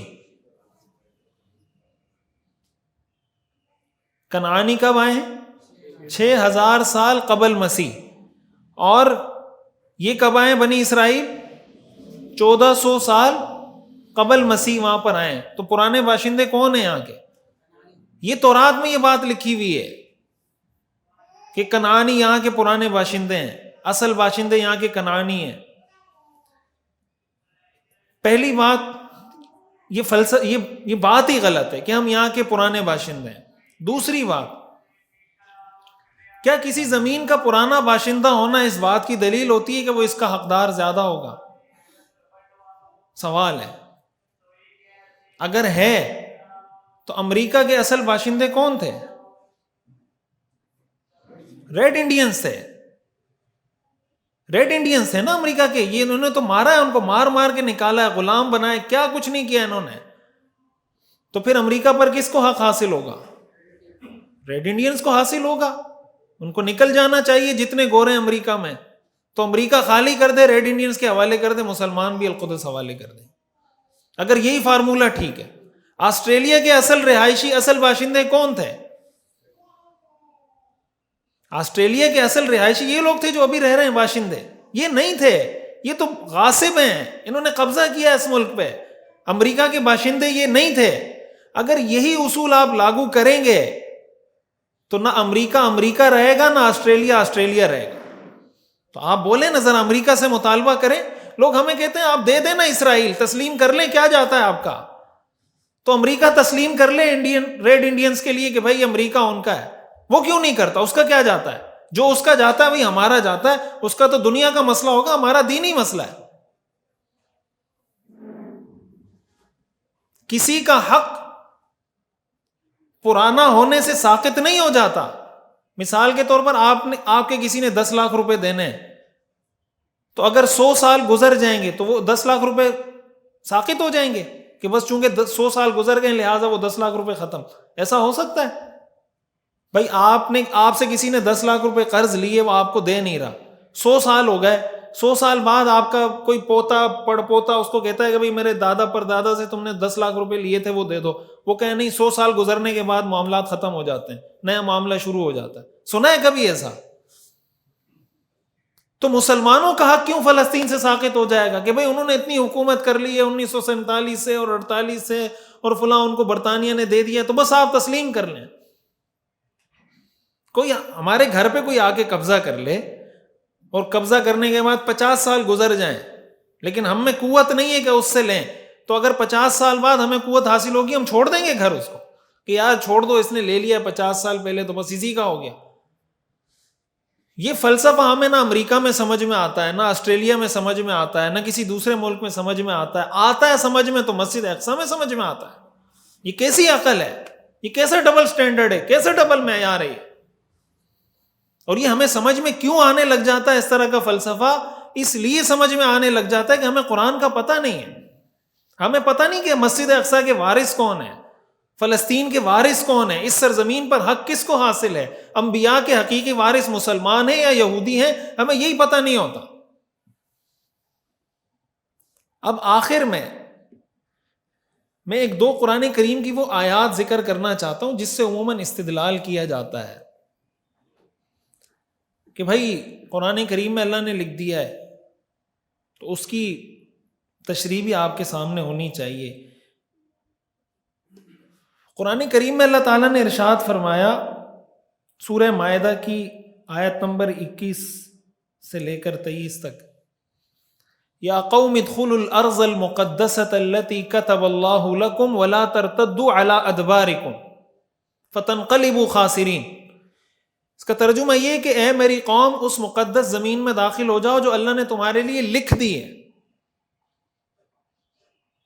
ادخلوا الارض المقدسۃ التي كتب الله لكم ولا ترتدوا على ادباركم۔ قرآن کریم کے بارے میں ایک اصول یہ یاد رکھیں، قرآن کریم سے جب بھی غلط استدلال کیا جاتا ہے نا، اس کا جواب قرآن خود دیتا ہے۔ قرآن کریم سے غلط استدلال کا جواب قرآن میں ضرور موجود ہوتا ہے۔ اب یہ آیت یہاں تک پڑھی جاتی ہے، یا قوم ادخلوا الارض المقدسۃ التی کتب اللہ لکم، اسی کے بعد متصل جو الفاظ ہیں ولا ترتدوا علی ادبارکم فتنقلبوا خاسرین، کہ اپنی پشت پر، اپنی ایڑیوں پر مت پلٹنا ورنہ نقصان اٹھاؤ گے، فتنقلبوا خاسرین، خسارہ اٹھاؤ گے۔ ایک بنی اسرائیل تھے وہ جو حضرت موسیٰ علیہ السلام کے دور میں تھے، ٹھیک ہے، جنہوں نے فرعون سے نجات حاصل کی، حضرت موسیٰ علیہ السلام کا ساتھ دیا، ظلم کے خلاف اٹھے، اور حضرت موسیٰ علیہ السلام ان کو لے کر اس مقدس سرزمین میں آ گئے۔ ایک وہ بنی اسرائیل تھے،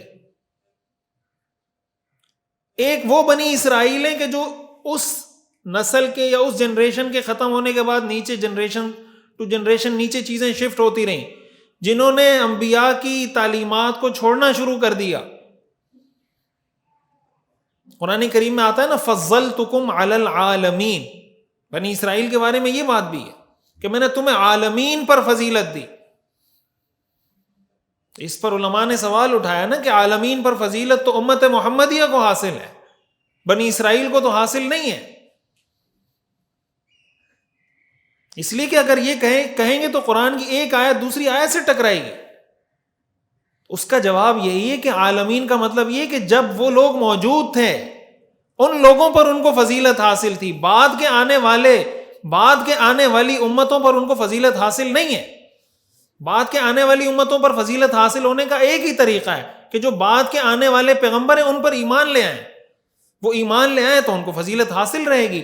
لیکن اگر انہوں نے اپنے زمانے کے پیغمبر پر ایمان لایا تو عالمین پر فضیلت تھی، اپنے پیغمبر کے بعد آنے والے پیغمبر کا جب انکار کریں گے تو جو پیغمبر پر ایمان لائے گا اس کو فضیلت حاصل ہوگی۔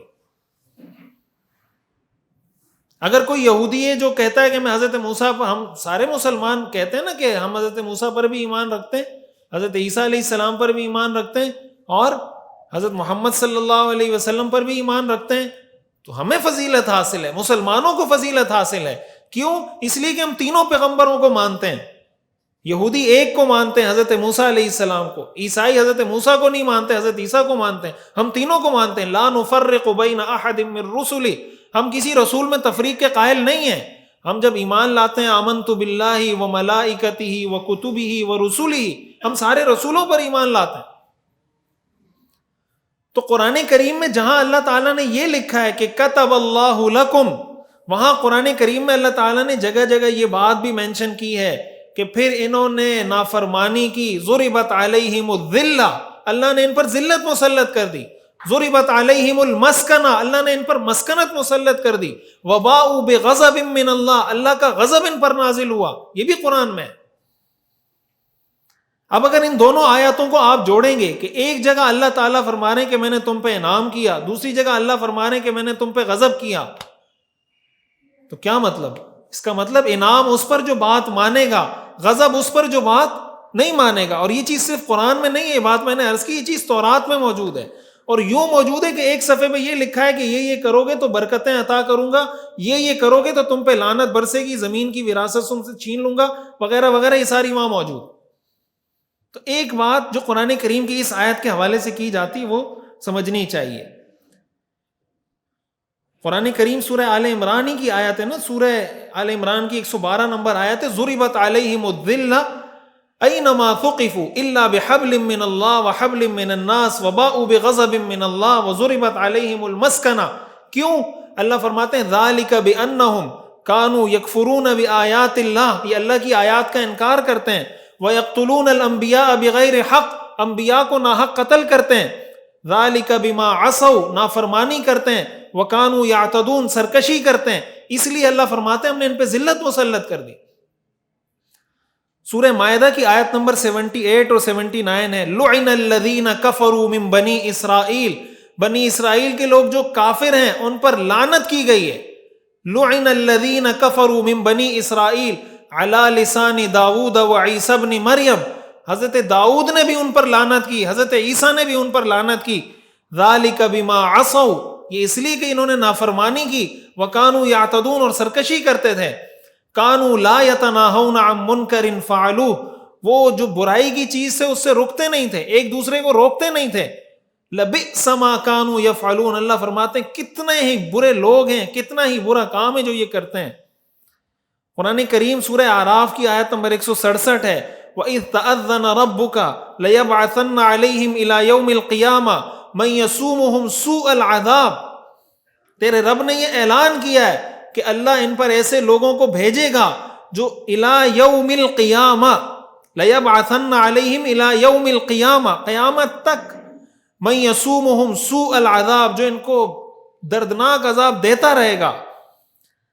ان ربک لسریع العقاب وانہ لغفور الرحیم. یہ جو ساری آیات ہیں، ان آیات کو اگر دیکھیں تو اس سے بڑا واضح ہو جاتا ہے کہ اس زمین کی وراثت، وہ چاہے ارض مقدس ہو یا وہ کوئی بھی سرزمین ہو، اس کا حقیقی وارث اللہ ہے. ان الارض للہ، اصل مالک اللہ ہے، اور وارث وہ ہے جو اللہ کے احکام پہ عمل کرنے والا ہے. لہٰذا مختلف دلائل کی وجہ سے یا قرآن کریم کی آیات کو توڑ مروڑ کر پیش کر کے یہ دعویٰ کرنا کہ مسجد اقصیٰ کی تولیت کا حق یہودیوں کو ہے، بنی اسرائیل کو ہے، اس ارض مقدس میں اللہ نے ان کو داخل کیا تھا، یہ بعض اوقات جب اس طرح کی باتیں کی جاتی ہیں تو ایک عام آدمی کنفیوز ہوتا ہے. یہ ساری چیزیں، یہ پورا پس منظر سامنے ہوگا تو امید ہے انشاءاللہ کنفیوژن نہیں ہوگی. اللہ تعالی ہمیں سمجھنے اور عمل کرنے کی توفیق عطا فرمائے. آخر دعوانا ان الحمدللہ رب العالمین. جیسے کہ آپ تمام حضرات اور خواتین کے علم میں ہے کہ ہمارے یہاں سوال و جواب کی نشست ہوتی ہے، لیکن سوالات تحریری کیے جاتے ہیں، اور جو ہے ہمارے یہاں جو مدرس ہوتے ہیں وہ ان کا جواب دیتے ہیں. ابھی جن حضرات کو سوالات کرنے ہیں ان کو ہمارے عبدالرشید بھائی سوال نامہ دیں گے اور وہ اپنے سوالات لکھ لیں، مولانا ان کا جواب دیں گے. اور میں مولانا کا انتہائی شکر گزار ہوں کہ وہ تشریف لائے. اور اتنا اہم موضوع تھا، مسجد اقصیٰ کی تولیت کا حق مسلمانوں کو ہی کیوں حاصل ہے، اس کو قرآن اور حدیث کے ذریعے مکمل طور پر سمجھانے کی کوشش کی، ہمارا کانسیپٹ کلیئر کرنے کی کوشش کی. ہم ان کے انتہائی شکر گزار ہیں. اور اگلی بات میں یہ کہنا چاہوں گا کہ اقوام متحدہ کا اجلاس، سلامتی کونسل کا اجلاس، آپ تمام حضرات اور خواتین کے علم میں ہے کہ 2-3 دن پہلے منعقد ہوا، اور اس سلامتی کونسل کے جو مستقل 15 ممبران ہیں ان میں سے 13 نے جنگ بندی کی، جو اسرائیل اور حماس کے درمیان جو جنگ ہو رہی ہے اس کو بند کرنے کا مطالبہ کیا. 13 اراکین نے فیور کی، جبکہ 2 اراکین امریکہ اور انگلینڈ انہوں نے مخالفت کی، بلکہ امریکہ نے اسے ویٹو کر دیا. اور یہ ایک خصوصی اجلاس بلایا گیا تھا. اقوام متحدہ کے جو جنرل سیکریٹری ہیں انہوں نے ایک اسپیشل جو کلاز ہے اقوام متحدہ کے دستور کی 99، اس کو انہوں نے اس کا سہارا لیا اور اس کے ذریعے یہ اجلاس طلب کیا تھا تاکہ جنگ بند ہو وہاں اس علاقے میں. لیکن امریکہ نے اسے ویٹو کیا، اور جو ہے برٹن جو ہے وہ غیر جانبدار رہا، اس نے کسی قسم ایبسینٹ رہا اور اس نے ووٹ نہیں دیا. انہوں نے ان دو ممالک نے جو 2 وجوہات بیان کی وہ اس طریقے سے کہ بھائی اس قرارداد کے اندر جو ہے حماس کی مذمت نہیں کی گئی ہے، اور دوسری بات یہ کہ اسرائیل کے حق خود ارادیت کے حوالے سے بھی کوئی بات نہیں لکھی گئی ہے کہ بھائی اس کو جو ہے اپنا اس بات کا حق حاصل ہے کہ وہ اپنا دفاع کرے. تو اس کی وجہ سے جو ہے وہ اس قرارداد کو بھی جو ہے نل اینڈ وائڈ کر دیا گیا، اور اب جنگ جاری ہے. آج صبح میں مطالعہ کر رہا تھا اسی حوالے سے، تو سامنے یہ بات آئی کہ $106 ملین کی ایک امداد جو ہے امریکہ جو ہے وہ اسرائیل کو دینا چاہ رہا ہے. اسپیشل قسم کے جو بمز جو ہیں جو ٹینکس کے اندر استعمال کیے جائیں گے ان حماس کے خلاف، 106 ملین ڈالرز اس کی ایک اسپیشل امداد دینے جا رہا ہے امریکہ، اور کانگریس کو بائی پاس کر کے، کانگریس نہیں چاہ رہی ہے امریکہ کی کہ یہ والی امداد جو ہے پاس کی جائے، لیکن امریکہ اس کو بھی بائی پاس کر کے یہ امداد اب دے گا۔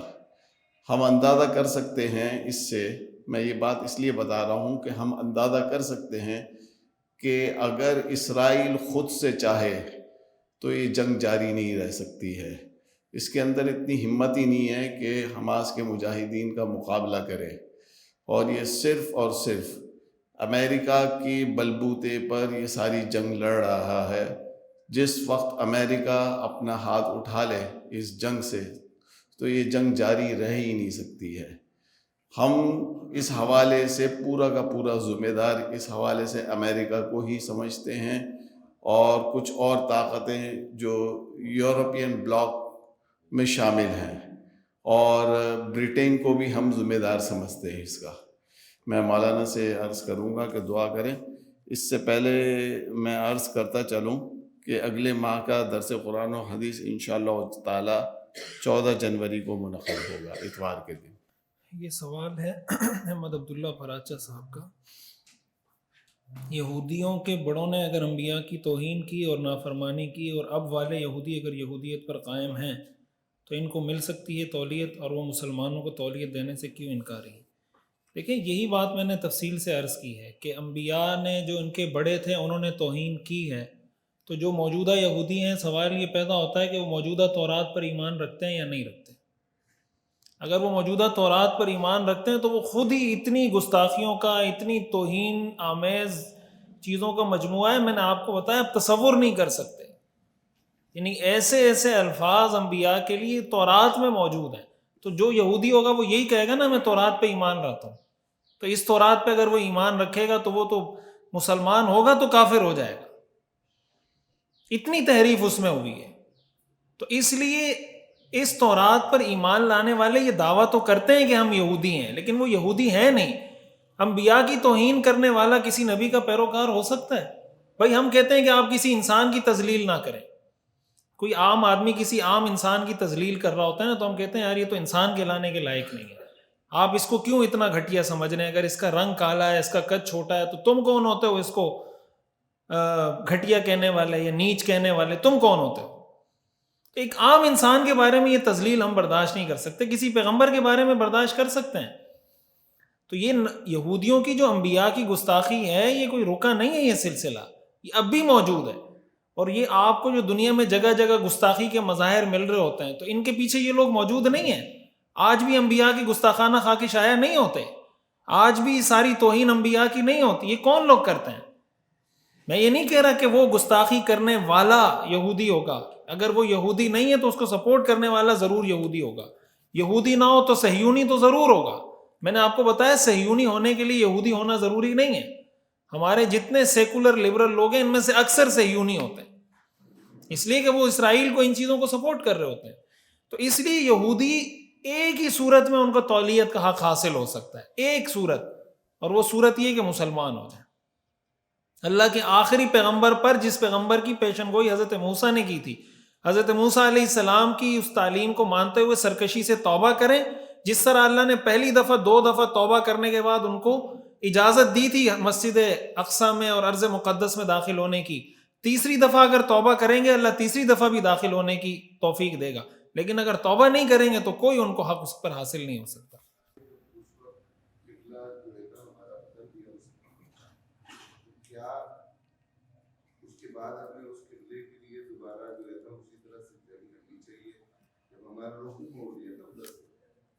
اور پہلا سوال یہ ہے کہ یہ جو فلسطین میں ہو رہا ہے یہ لینڈ ایکویزیشن کی جنگ ہے یا جہاد ہے مسلم امت کی؟ یہ بڑا اچھا سوال ہے۔ عموماً یہ سوال کیا بھی جاتا ہے کہ یہ کسی ملک کی جنگ ہے یا اسلام کی جنگ ہے، جہاد ہے یا کسی ملک کی جنگ ہے۔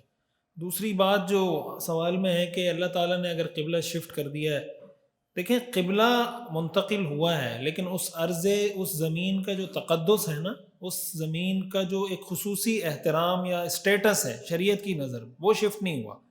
وجہ اس کی یہ کہ شروع میں جو قرآن کریم کی جتنی آیات میں نے آج سیشن کے شروع میں پڑھی کہ قرآن کریم میں جگہ جگہ اس زمین کے لیے یہ لفظ استعمال ہوا ہے، بارکنا فیہا، بارکنا، مبارک، مقدس، مبارک، مقدس، جہاں اس زمین کا ذکر آتا ہے وہاں یہ لفظ ساتھ ضرور ہوتا ہے۔ تو اس لیے دوسرے نمبر پر یہ انبیاء کی سرزمین ہے، انبیاء کرام علیہ السلام کی ایک کثیر تعداد اس سرزمین میں مبعوث ہوئی ہے۔ انبیاء کی وراثت کے پوائنٹ آف ویو سے دیکھیں تو انبیاء کی وراثت کا حق مسلمانوں کو ہے۔ قبلہ اگر شفٹ ہو گیا تو انبیاء کی وراثت شفٹ نہیں ہوئی، انبیاء کی وراثت انہی کو حاصل ہے۔ اور یہ وہ ارض مقدس ہے جس کا خصوصی طور پر تمام آسمانی کتابوں میں ذکر ہے، تورات میں، انجیل میں، قرآن کریم میں، ہر جگہ اس کا ذکر ہے۔ اور یہ اس چیز کا ذکر، یعنی ایک تو یہ نا، مثال کے طور پر آپ پاکستان کی بات کریں، کسی دوسرے ملک کی بات کریں کہ اس کا وارث کون ہوگا یا اس کا مالک کون ہوگا، پاکستان پر آپ فلسطین کو یا ارض شام کو قیاس نہیں کر سکتے۔ اس لیے نہیں کر سکتے کہ پاکستان کا ذکر قرآن میں نہیں ہے، تورات میں نہیں ہے، انجیل میں نہیں ہے، اس کا بائی نیم ذکر ہے قرآن میں، تورات میں، انجیل میں، مسجد اقصیٰ کا ذکر ہے، یروشلم کا ذکر ہے، ایلیا کا ذکر ہے، ان ساری کتابوں کے اندر۔ تو قبلہ شفٹ ہونے سے ہرگز اس کا یہ مطلب نہیں کہ مسلمانوں کے لیے اس کا تقدس، اس کا احترام، اس کا بابرکت ہونا یا مسلمانوں کا اس کا وارث ہونے کا جو سٹیٹس ہے وہ ساقط ہو جائے گا، وہ قیامت تک رہے گا، مسلمان ہی اس کے وارث ہیں اور ہمیشہ رہیں گے۔ پہلی بات تو یہ۔ دوسری بات کہ یہ کسی ملک کی جنگ ہے یا یہ کسی یا اسلامی جنگ جہاد ہے۔ دیکھیں ایک بات یہ اچھے طریقے سے سمجھنی چاہیے، بعض اوقات ہم ان دو چیزوں کو، یہ دو چیزیں الگ بھی ہوتی ہیں، ایک ساتھ بھی ہوتی ہیں۔ مثال کے طور پر آپ فرض کریں کہ مدینہ منورہ پر مشرکین حملہ کر رہے ہیں آپ صلی اللہ علیہ وسلم کے دور میں، ٹھیک ہے، مدینہ پر حملہ کر رہے ہیں، تو آپ مدینہ میں ان کو داخلے کی اجازت نہیں دے رہے، مدینہ پر قبضہ کرنے کی اجازت نہیں دے رہے۔ تو سوال یہ پیدا ہوتا ہے کہ حضور نے یہ جنگ اسلام کے لیے لڑی تھی یا مدینہ کے ملک کے لیے لڑی تھی؟ یہ جو مدینہ بھی سمجھ لیں ایک اسٹیٹ ہی تھی نا، ایک ریاست تھی۔ تو جب جہاد ہوتا ہے نا تو جہاد کے ساتھ یہ چیز جڑی ہوئی ہوتی ہے۔ یہ جو کہا جاتا ہے دفاعی جہاد کے، اگر کسی مسلمان ملک پہ حملہ ہوا تو دوسرا مسلمان ملک جو قریبی ہے اس پہ فرض ہو جائے گا، پھر اس کے قریب والے پر، پھر اس کے قریب والے پر۔ یہ جو دفاع کریں گے کس چیز کا کریں گے؟ اسی ملک کا دفاع کریں گے۔ اسی ملک کا دفاع کرنے کو جہاد کہا جاتا ہے۔ تو اس لیے سرزمین کو یا ملک کو ایک اس کا وہ تصور ہے ملکوں کا جو ہماری اقوام متحدہ نے جو نیشن سٹیٹ کا ایک تصور، ایک وہ تصور ہے، ایک اسلام کا وہ تصور ہے کہ مسلمانوں کی سرزمین، اب چاہے آپ اس کو ایک ملک کا ٹائٹل دے دیں یا آپ اس کو کوئی ملک کا ٹائٹل نہ دیں، مسلمانوں کی سرزمین پہ حملہ ہوگا تو اس کا دفاع کرنا مسلمانوں پر فرض ہے۔ آپ اس کو ملک کا ٹائٹل بھی دے سکتے ہیں، نہیں بھی دے سکتے، اس سے شریعت کا حکم تبدیل نہیں ہوتا۔ اور آسان الفاظ میں آپ کو یہ بتاؤں کہ شریعت میں اعتبار الفاظ کا نہیں ہوتا، معنی کا ہوتا ہے۔ فقہ کا ایک اصول ہے العبرۃ للعقود، العبرۃ فی العقود للمعانی لا للالفاظ والمبانی۔ مثال کے طور پر آپ کسی کو یہ کہتے ہیں نا کہ یہ موبائل میں نے آپ کو 10,000 روپے کے بدلے میں گفٹ کر دیا، 10,000 روپے کے بدلے میں گفٹ کر دیا۔ اب آپ نے لفظ کیا استعمال کیا؟ گفٹ، اور آپ نے بدلے میں اس سے 10,000 روپے لیے ہیں، تو ورڈنگ آپ کی گفٹ کی ہے، یعنی لفظ گفٹ کا ہے، لیکن اصل جو نیچر ہے معاملے کی وہ خرید و فروخت ہو رہی ہے، سیل اینڈ پرچیز ہو رہی ہے۔ تو شریعت اس پہ جتنے احکام لاگو کرے گی وہ سیل اینڈ پرچیز کے لاگو کرے گی، گفٹ کے احکام لاگو نہیں کرے گی کہ بھائی اس نے تو گفٹ کہا تھا لہٰذا اگر 10,000 روپے میں نے دیے تو میں نے ویسے ہی دیے، ویسے نہیں دیے، یہ سیل اینڈ پرچیز ہوئی ہے۔ اسی کو آپ عکس کر لیں کہ آپ کسی کو یہ کہتے ہیں کہ یہ موبائل میں نے آپ کو فری میں بیچ دیا، یہ موبائل میں نے آپ کو فری میں بیچ دیا، لفظ کیا استعمال کیا؟ بیچنا۔ شریعت اس پہ جو حکام جاری کرے گی وہ بیچنے کے جاری نہیں کرے گی، وہ اس پر گفٹ کے حکام جاری کرے گی۔ یہ ورڈنگ اصل نہیں ہوتی، اصل یہ کہ اس کے پیچھے کیا چل رہا ہے۔ تو جب جہاد ہوتا ہے وہ کسی ملک کے لیے ہی ہو رہا ہوتا ہے، کسی سرزمین کے لیے ہی ہو رہا ہوتا ہے، اور دفاعی جہاد تو ہوتا ہی ملک کے لیے۔ مثال کے طور پر خدا نخواستہ پاکستان پہ حملہ ہوتا ہے، ہم جہاد کریں گے تو وہ پاکستان کے لیے ہوگا نا، پاکستان کے لیے جنگ کرنا یہ بھی جہاد ہوگا۔ اس لیے کہ اسلام نے ہمیں حکم دیا ہے کہ تم پہ کوئی حملہ کرے تو ان کو جواب میں اذن للذین یقاتلون بانہم ظلموا، تم سے کوئی قتال کرے تو اس کا جواب دیں. تو اس لیے ان دونوں کو الگ الگ نہیں کرنا چاہیے. اللہم لک الحمد لا نحصی ثناء علیک انت کما اثنیت علی نفسک. اللہم صلی علی سیدنا و مولانا محمد وعلی آل سیدنا و مولانا محمد وبارک وسلم. ربنا آتنا فی الدنیا حسنہ وفی الآخرۃ حسنہ وقنا عذاب النار. وصلی اللہ تعالی علی خیر خلقہ محمد وآلہ واصحابہ اجمعین. آمین برحمتہ.